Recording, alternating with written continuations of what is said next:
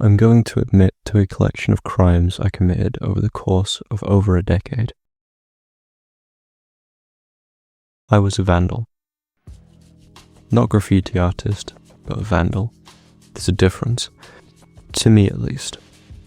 A graffiti artist creates intricate pieces on commercial walls for businesses, museums, or anyone willing to commission their work.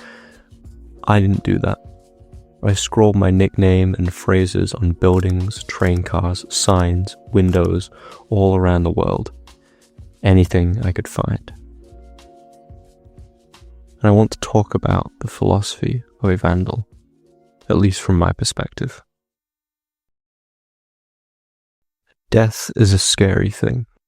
Cicero once said, "Philosophy is no other thing than for a man to prepare himself to death."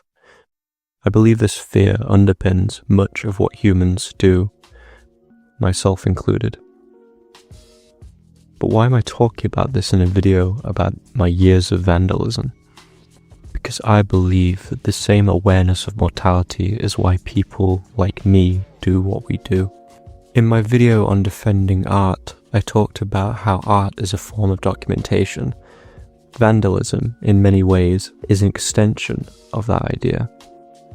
I scrawled Bible verses, jokes, and my nickname on walls, train cars, and signs so that people would see them, so that my presence, my thoughts, would be documented. Some might argue against this. If someone creates something and no one ever sees it, is it still documentation? I'd say yes.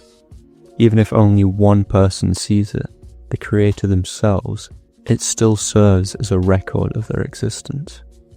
But vandalism is the most direct, undeniable form of documentation. There's a reason people risk their lives to tag their name above highways. Sure, it's for the thrill, sure, it's for the story, but why a highway? Why not on your own walls in your bedroom?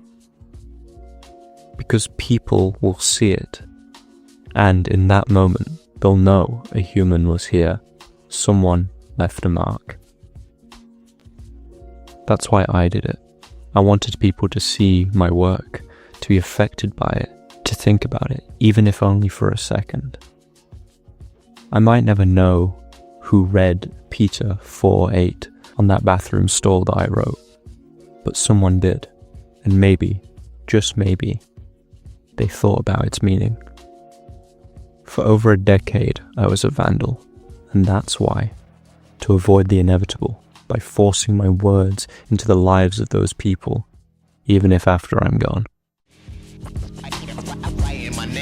Graffiti on the wall. This one is for them backpacks, L's in them subways. Montana carefree flow with the spray paint. I can recall being younger as a shorty, just working on my letter brand just for the hell of it. Ain't gon' front like I was killing with the art form, but every